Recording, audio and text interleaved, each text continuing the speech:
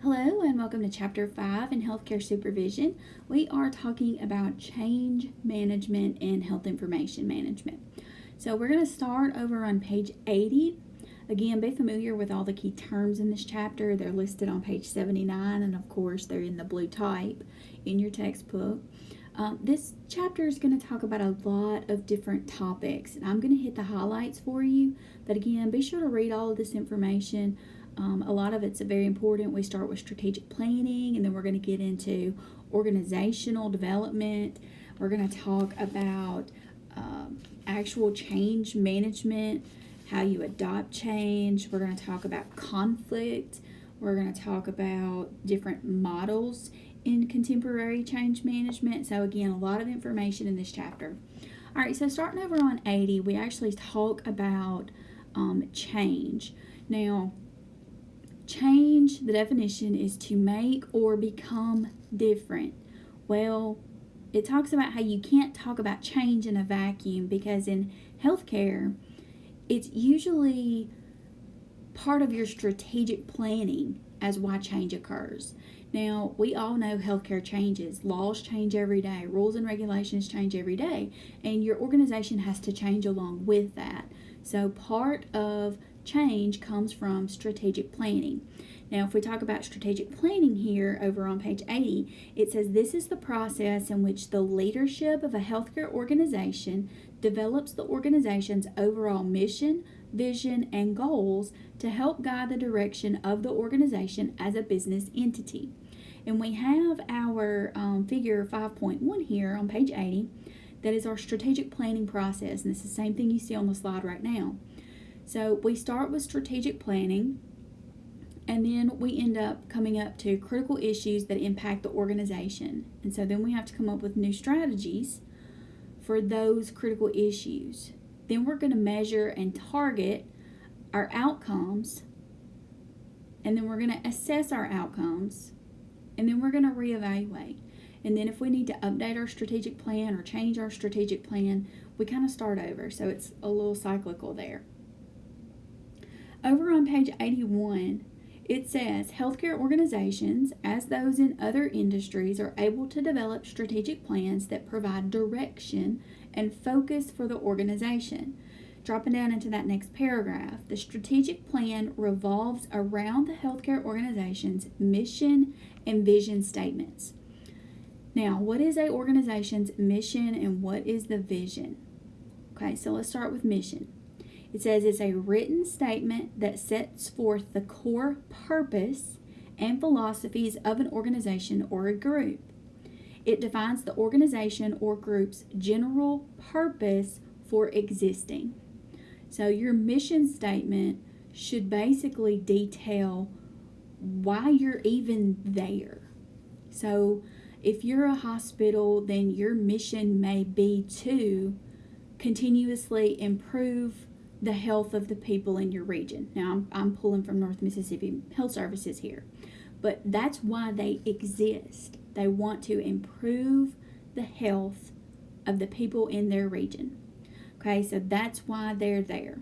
Now, your vision statement is the prescription for carrying out the mission and is a short description of an organization's ideal future state. So mission is why you're here, why you exist. Your vision is what you want to be. Okay, so for North Mississippi Health Services, it's the best provider of health care and patient-centered health or patient and family-centered care in America. So that's where we want to be. We're here because of this, to improve the health of the people of our region, but we want to be the provider of the best patient family-centered care in America. That's where we want to go. So mission and vision are at the heart of strategic planning.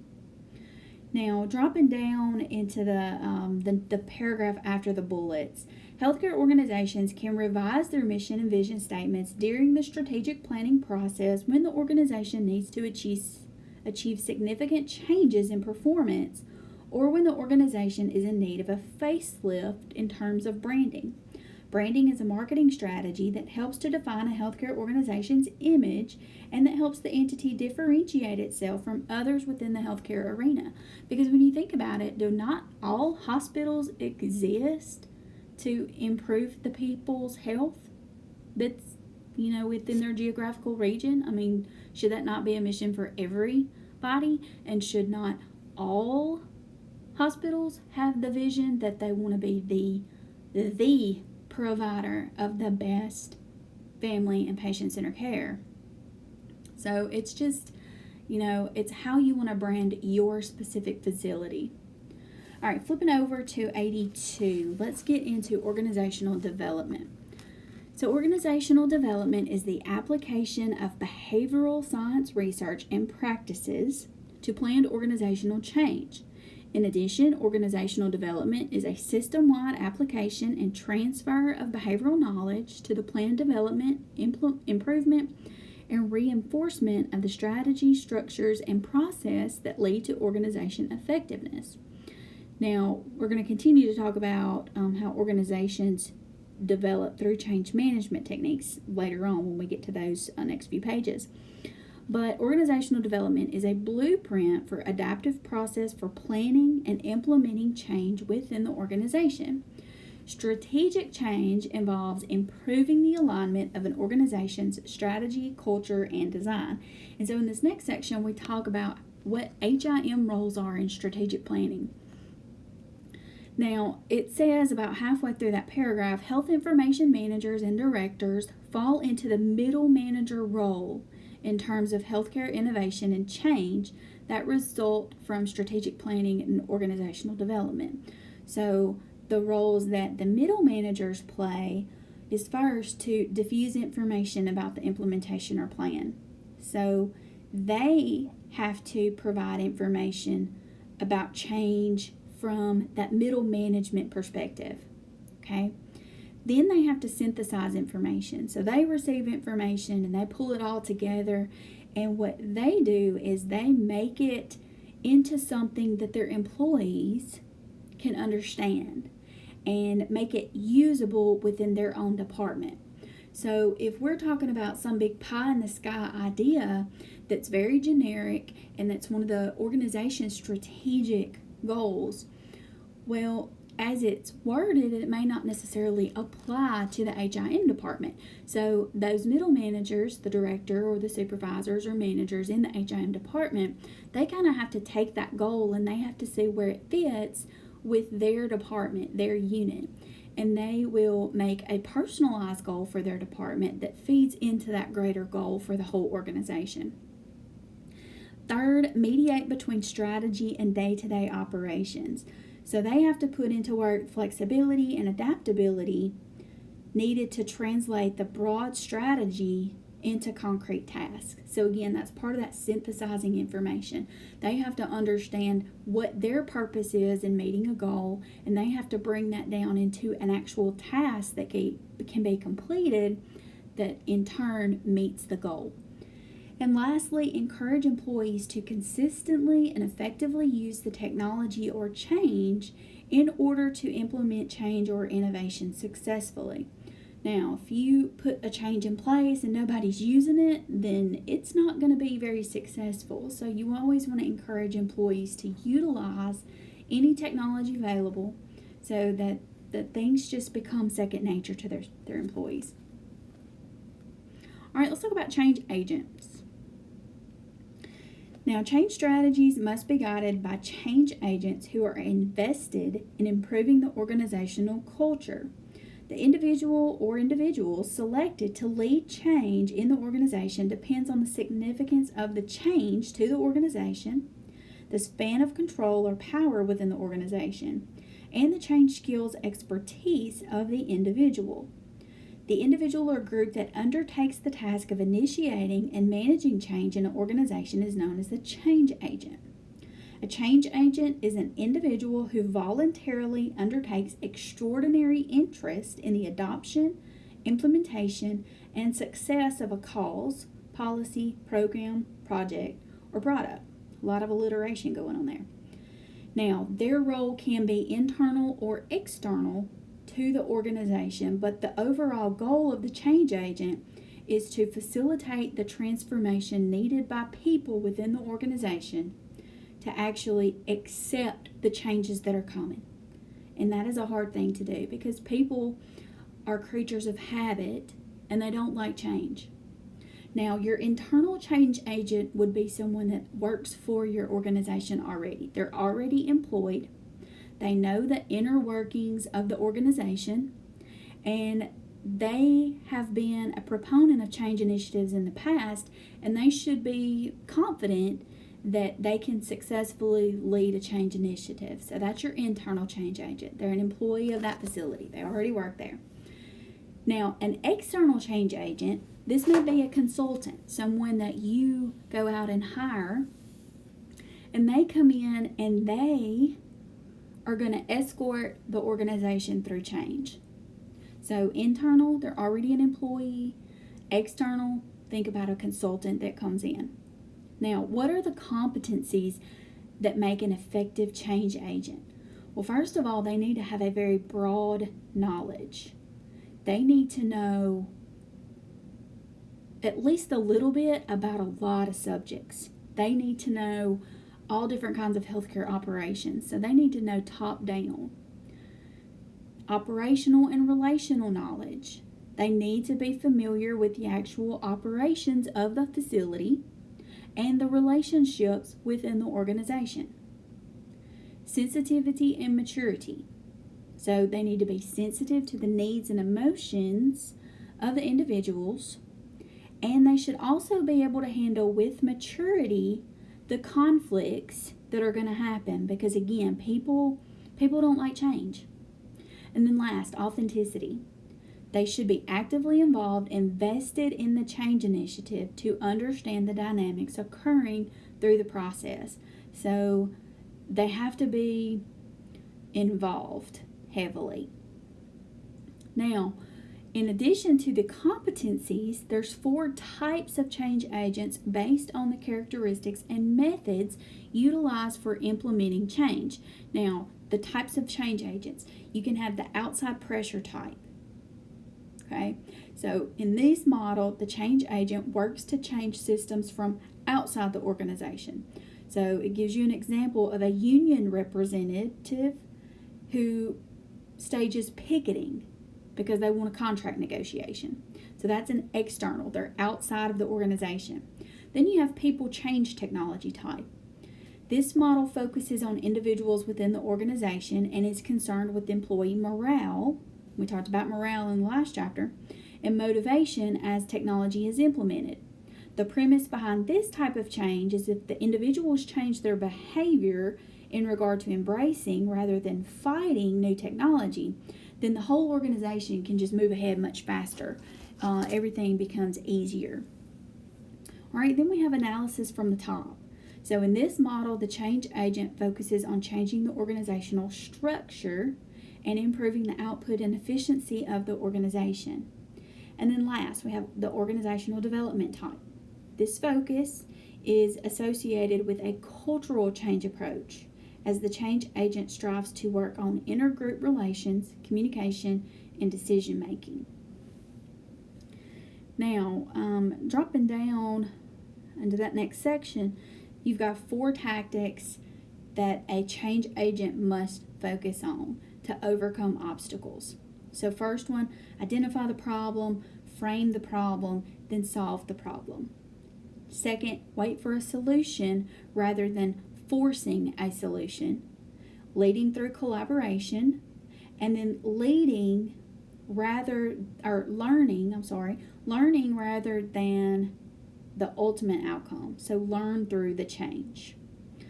When a change is introduced in an organization, there will be a significant drop in organizational performance before the change is adopted. An effective change agent or change leader needs to know how to minimize the drop in performance, minimize the time needed to achieve the desired performance levels, and improve the organization's capacity to initiate, implement, and successfully sustain change. All right, so we're going to go over to the adoption of change over on page 84. So this kind of gets into innovation here. So we're going to talk a little bit about innovation, and then we're going to get into the 5 established categories of human behaviors that are associated with change. So human behaviors associated within change management initiatives are often explained in the terms of diffusion of innovation theory. Now, diffusion of innovation theory explains how a typical population embraces the adoption of innovation or adoption of change. Now, what is innovation? Well, innovation is the act or process of introducing new ideas or new devices or new methods. So innovators are the ones that are out there looking for better ways to do things. They may be looking at the same thing we're looking at, but they have a new perspective, a new idea. Now, the adoption of innovation or change relates to how individuals adapt to the situations presented to them. And so again, we have 5 human behaviors associated with change. So again, we talked about innovators first. These individuals are willing to step up, and they're ready to go. They want to be the first ones to try something, the first ones to be involved. So they're risk takers. They're not afraid of change. They're ready to go. Now, innovators are individuals who buy into the change immediately, and they persuade the others to come along and follow them. Then we have our early adopters. These are just a little bit more cautious than the innovators, but they are also change leaders within the organizations. These individuals do not require information to change, but they like to have how-to manuals and information sheets on how to participate within the change. So again, they're a little more cautious than your innovators. They don't jump in blindly. They want those black and white, detailed notes on, okay, I need to do this, and we need to do this, and this. They're willing to do it. They're not afraid of the change, but again, they're a little more cautious than your innovators. Then you have the early majority. The early majority are the people within the organization that tend to adopt a change faster than the average person. They fall into an early majority category because they require evidence or proof of the effectiveness of the change initiative or innovation. So they're looking at the success stories and the statistics from the early adopters. So they're right behind those early adopters, but they're a little bit more mathematical. Oh, well, they had success doing it, so we probably need to go ahead and do it. So they kind of require a little bit of evidence that the change is going to work before they're ready to jump in. Okay, then we have the late majority. These individuals are skeptical of change and will only participate in the change or innovation after it has been tried by the majority of people. And this is about 34% of our population. So late majority, again, these people really don't like change. They're very skeptical. Oh, well, we've always done it this way. This way has worked for 40 years. Why are we changing this now? And it may be 2 or 3 months down the road before they truly see, okay, well, I guess everybody's tried this. Let me go ahead and try this too. Lastly, we have our laggards. Now, these are the ones that resist change, bound by tradition. Well, I've done it this way 45 years. I'm not changing. I'm not doing it that way. I've done it 45 years. I'm not doing it. Think about your old physicians that may be in their early to late 70s now that have practiced medicine for 45 years, and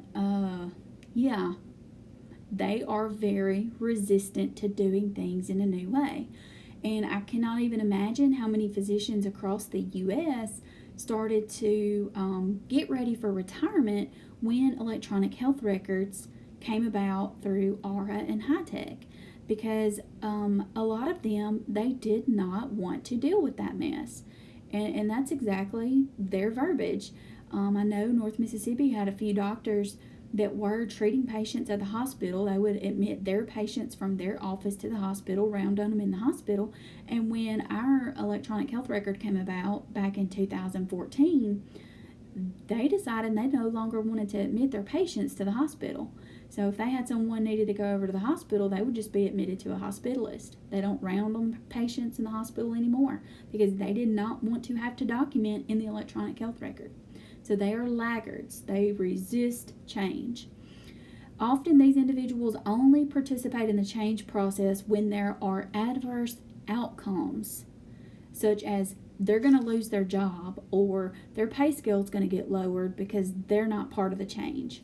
And it says that we have 16% of the population is associated with the change initiative or innovation fall into this category. So you have 16% of the population that are laggards, resistant to change. Sad. All right, let's go over to the top of 86, and let's talk about the resistance of change here just a minute before we get into change management. So resistance to change is a force that slows or stops the motion of change efforts, which then increases the amount of work and energy needed to propel the project forward. So if everybody just digs in and says, no, we hate this new way of doing this job, we don't want to do it, think about how much more work has to go into actually pushing that forward, because now you're not just changing a process, you've got to change people. And it's much easier to change a process than it is to change a person's mind. So what happens to individuals that are resistant to change? What do they look like in an organization? Well, you can look at their behavior and you can tell when someone is resistant to change. So they may start being late on a day-to-day basis, or they may purposefully miss meetings, or they're going to complain constantly, and they just may not follow directions. So a lot of times when you start seeing these things kind of come through your employees, it's because they don't want to be at work anymore because they're being forced to change.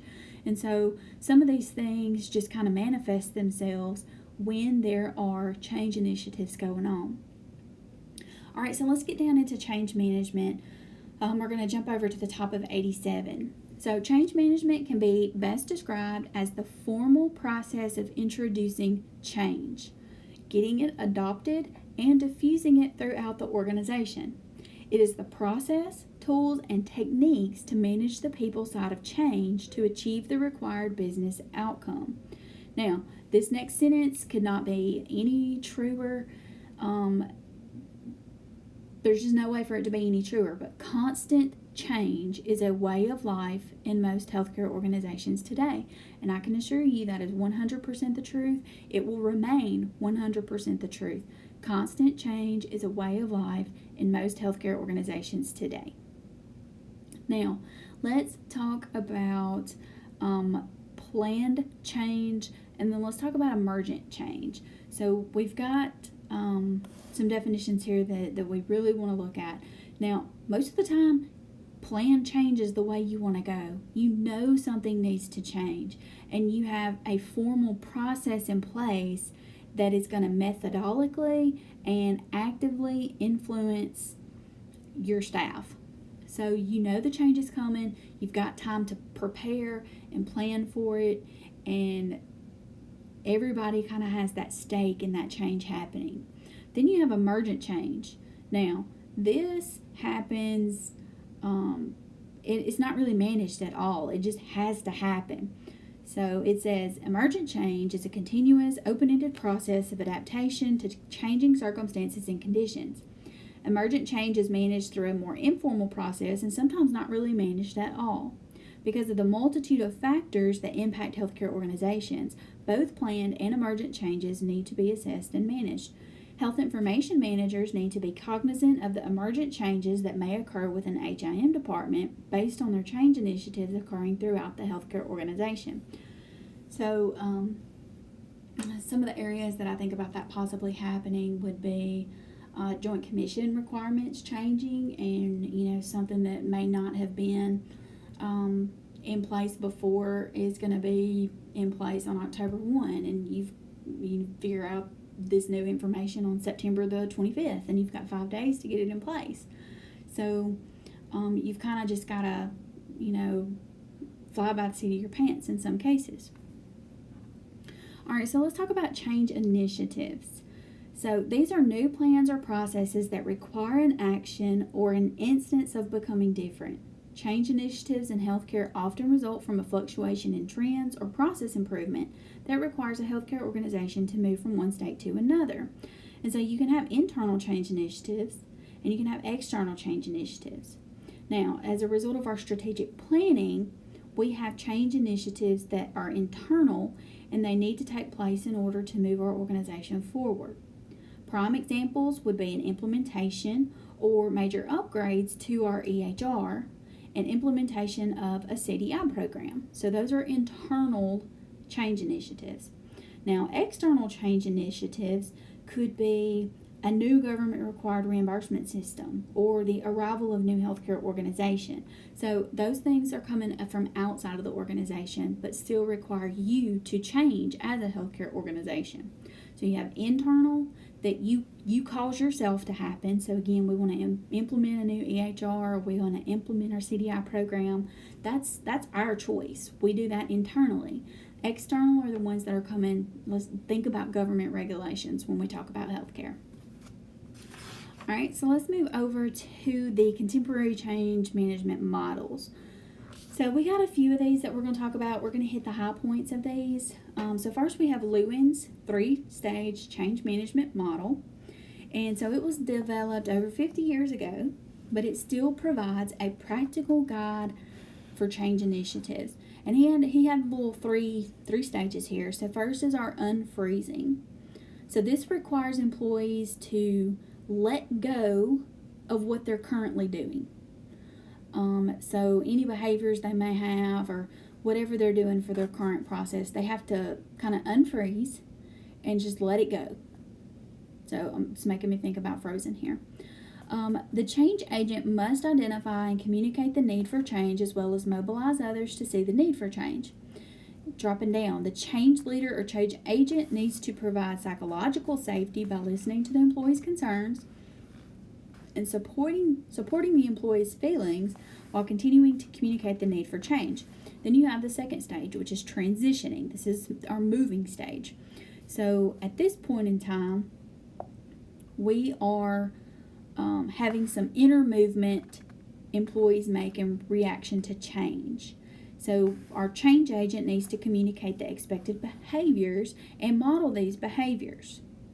Now, our final stage is refreezing. So this is where we have our new practices embedded into our daily work, our daily workflow. And so now we need to refreeze. So now we kind of need to get stuck on this new way of doing things. So we unfreeze and let go of what we're doing. We transition, get ready for our new changes, and make our changes. And then we refreeze so that we are in that process of being stuck on the new way of doing things. So you can kind of look at it like that. It gives an example down in that next to the last paragraph there, and it uses HIM as an example, and it talks about computer assisted coding. So kind of read through that example. All right, moving over to the Kubler-Ross phases of grief. These should be familiar to you. If you've ever heard of the phases of grief, they're denial, anger, bargaining, depression, and acceptance. And so these kind of come out in Death and Dying. That's a book that Kubler-Ross wrote, and so that's where kind of a lot of these things, this is where you probably heard about it. You know, if someone is given a terminal diagnosis, then they go through these stages of grief. So first of all, it says our initial defense mechanism that we as people or our employees exhibit is to deny the action and refuse to listen to the change initiative. So that's denial. The second emotion that we have is anger, which is projected resentment of the change. So first of all, we deny that it's going to happen. No, not happening. No, I'm not sick. Then we get mad. Nope. I can't deal with this. I'm not doing this. And you just have that anger phase. Then we have bargaining because we want to postpone it. God, please don't let this happen to me. I'll be better. I'll be a better person. And so we try to keep it from happening. We try to bargain our way out of it. Well, then when we realize that that's not going to happen, the depression sets in. So when employees start letting go of old behaviors and realizing that there's no turning back, this change is coming, there's nothing I can do about it, that's when depression sets in.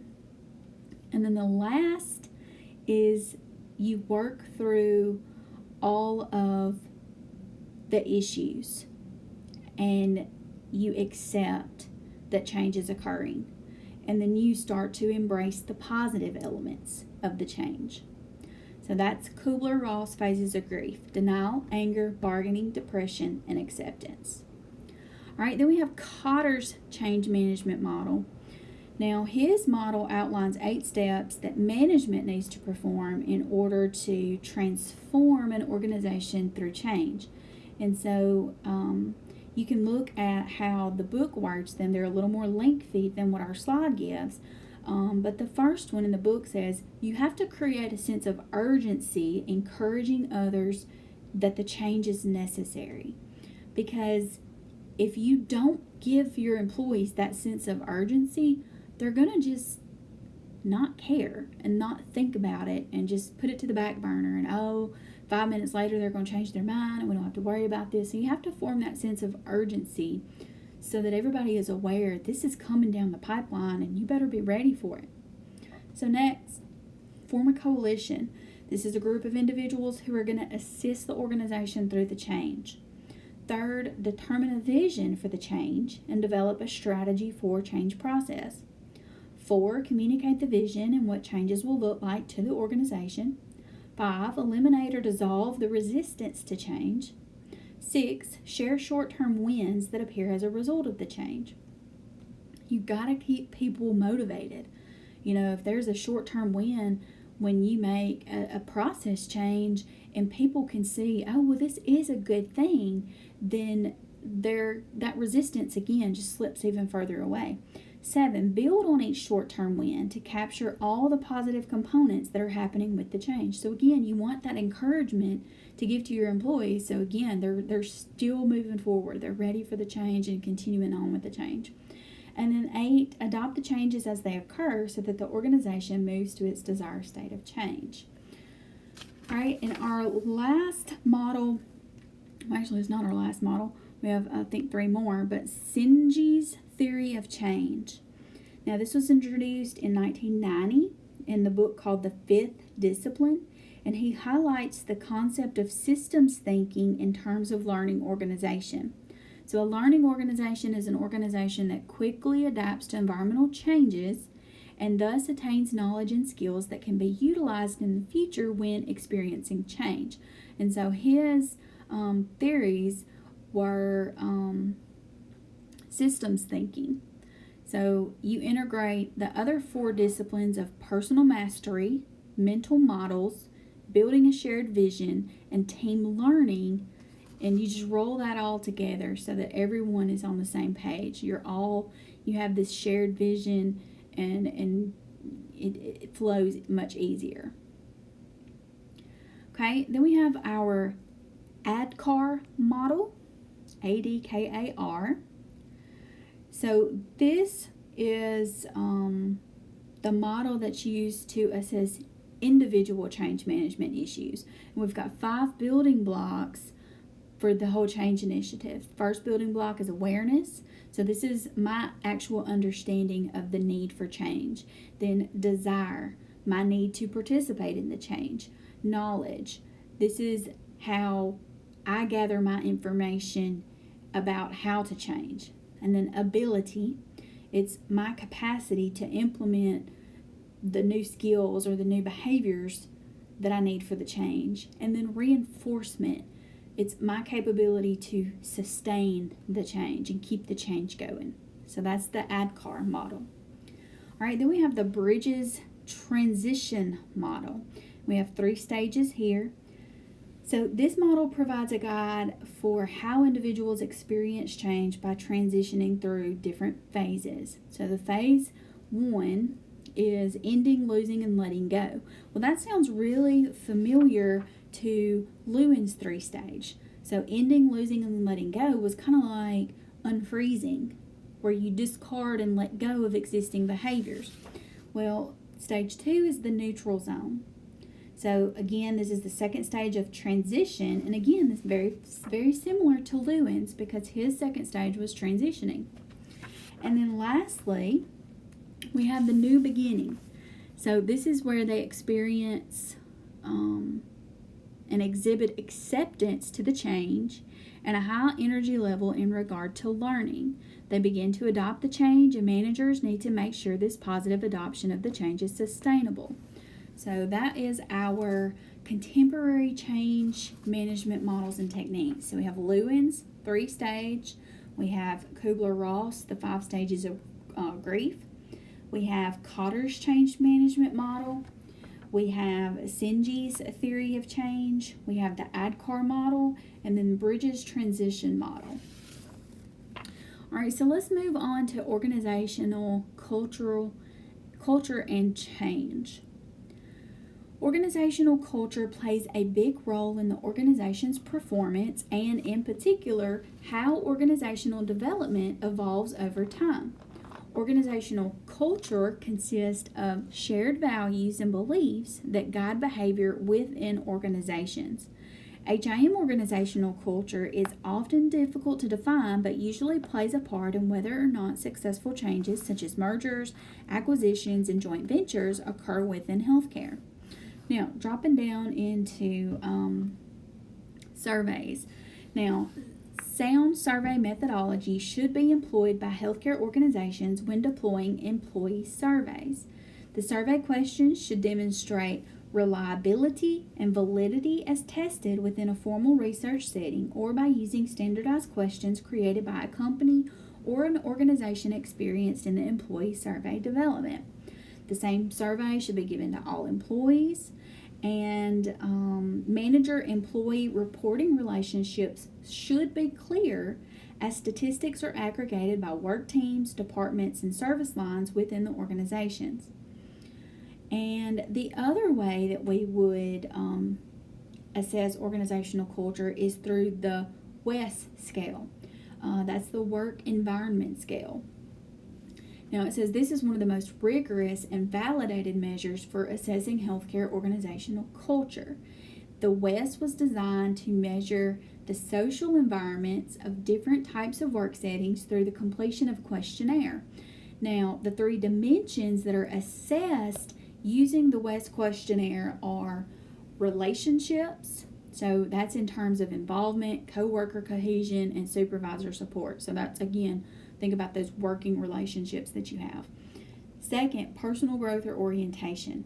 This is relating to your autonomy, task orientation, and what work pressures you have.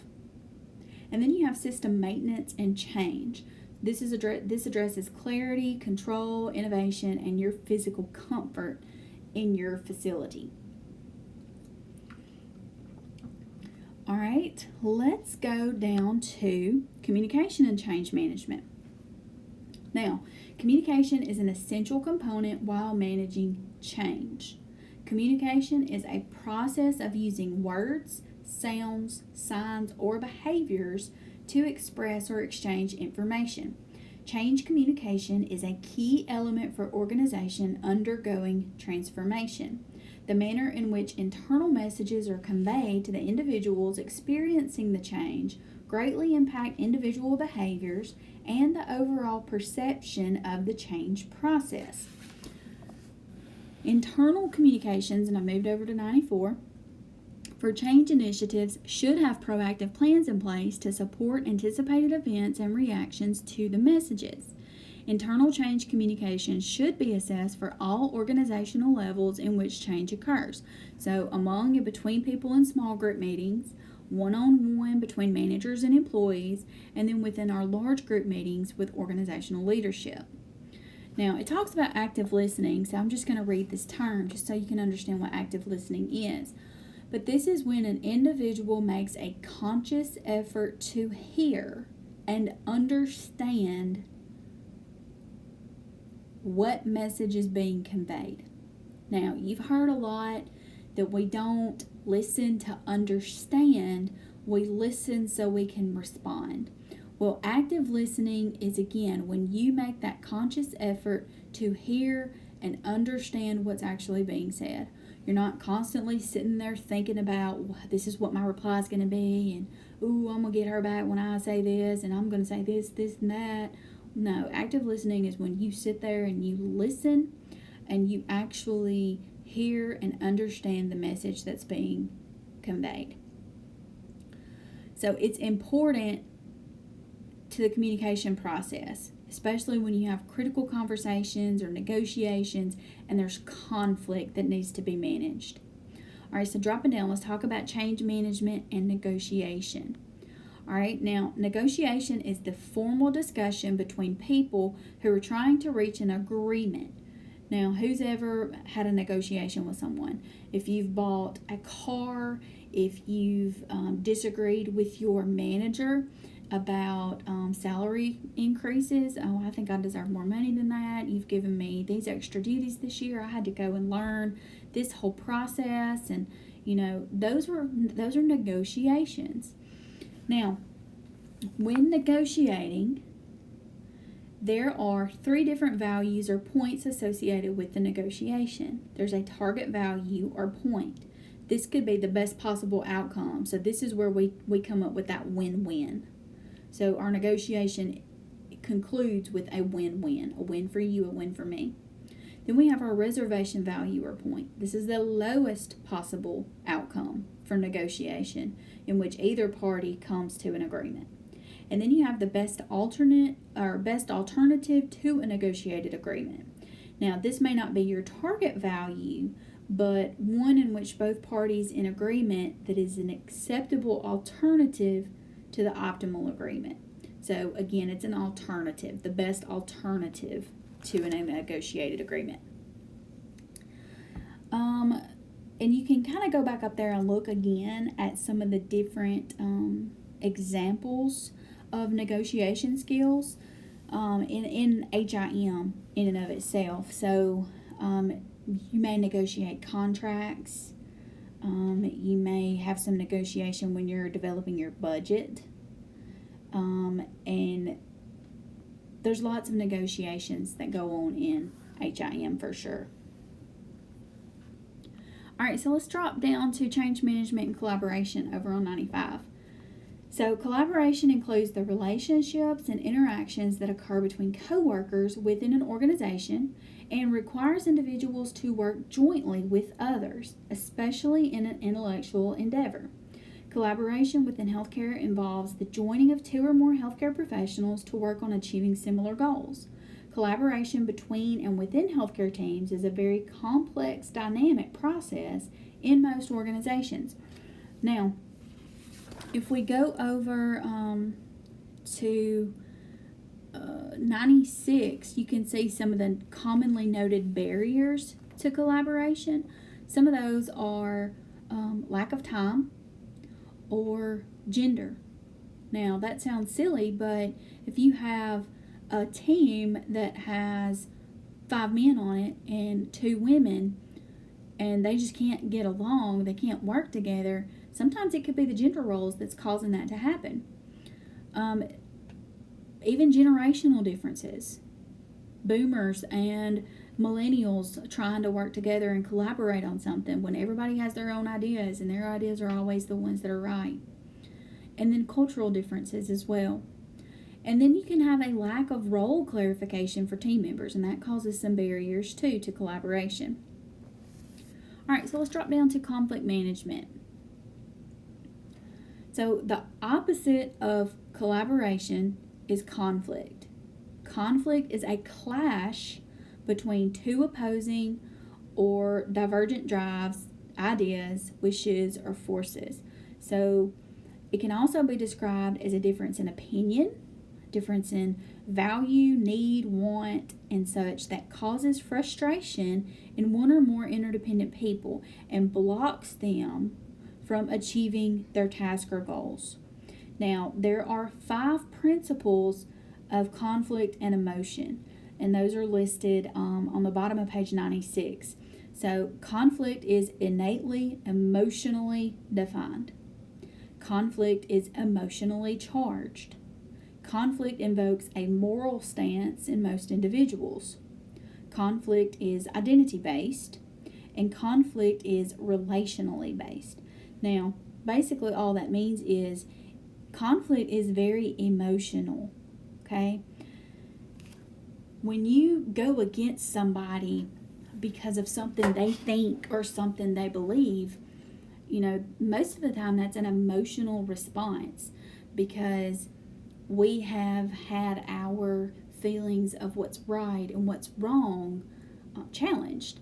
And so we get very upset, and sometimes conflict is ugly, very ugly. It can be very ugly in the workplace. I've had lots of experiences where employees that work in the same work group doing the same job absolutely hated each other's guts and would just go after each other all the time. And so, it makes work uncomfortable not only for a manager or, those two employees that are so conflicted with each other, but the other people that have to work with them. Just don't be that way. A lot of times it's so much better to just go to work and say nothing. Or if you're in a bad mood and somebody's going to say something that you don't like, just walk away. Don't be that person. If that's one piece of advice I can give you, is just don't be that person. Avoid conflict if you can. If you can't avoid conflict, be respectful. Be respectful for yourself, first of all, but be respectful to that other person and be respectful to your other coworkers that have to be involved just by, sitting in the same cubicle or being in the same workspace.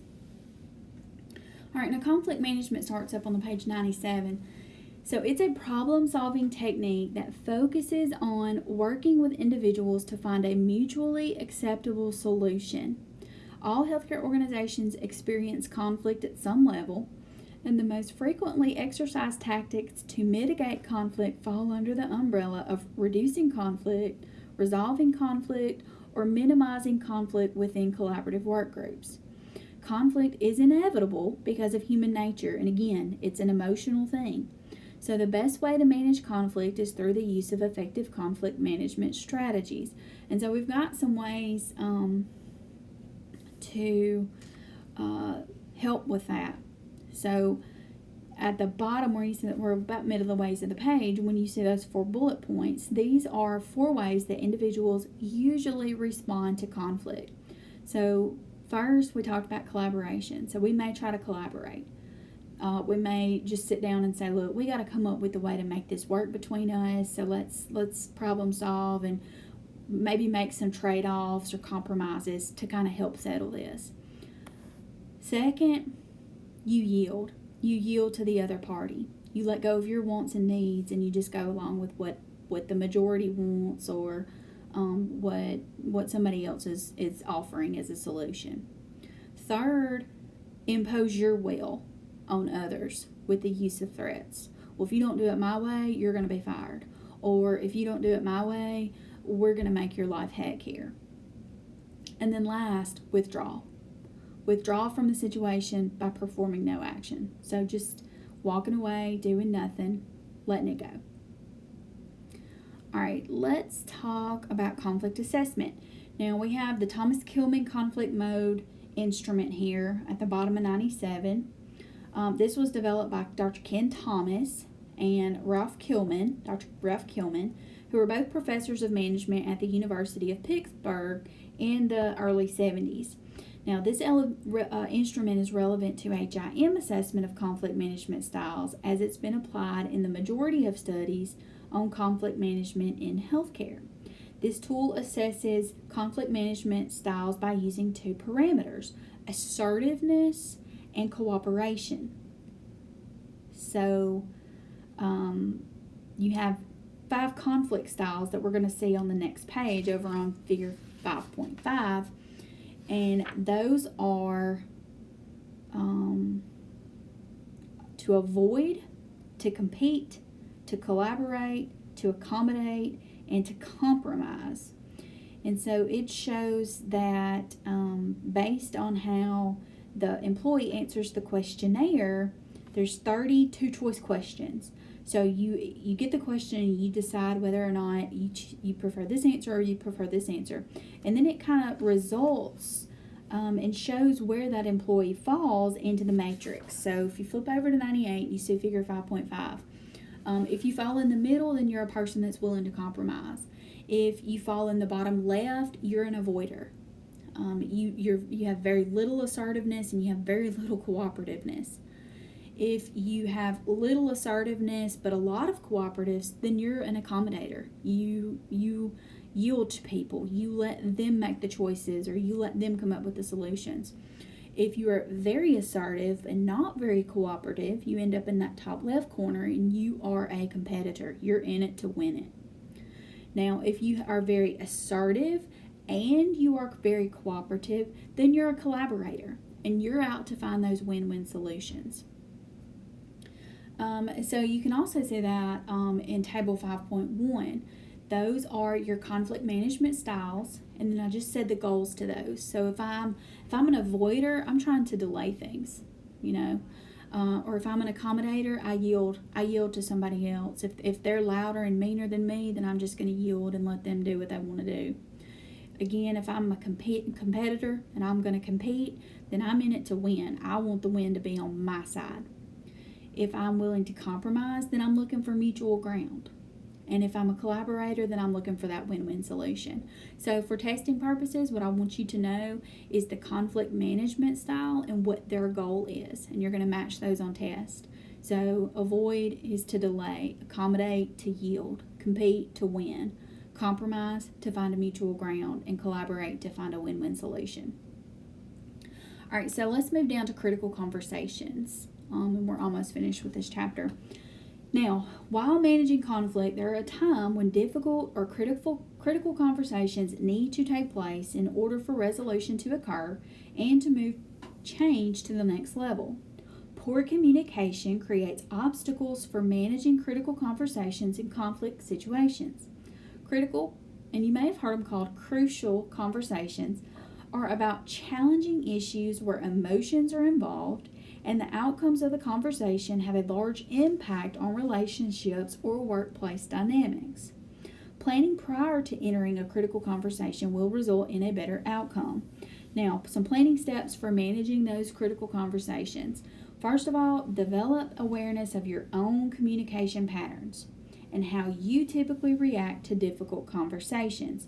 So, how you act or react to anger or withdrawal. You need to be familiar with that. Second, you need to identify and clarify what you want from the conversation. So, stay focused and keep a handle on your emotions. Third, establish a mutual purpose or a shared goal for the conversation. Fourth, establish respect by demonstrating respect for the other's position, even if you don't agree with them. You still respect their opinion. All right, and then you have state. State your course. So the first S is share your fact. T, tell your story. A, ask for others' input and viable compromise solutions. The second T, talk about what is fact. And E, encourage differing views. And then let others state their course. And then you can finish clearly by recording commitments, developing measurable results, and setting a follow-up time to meet. So in your crucial conversations, these are the ones where you might have to sit down with an employee because you've told them 3 times now the proper way to complete a process, and they still mess up.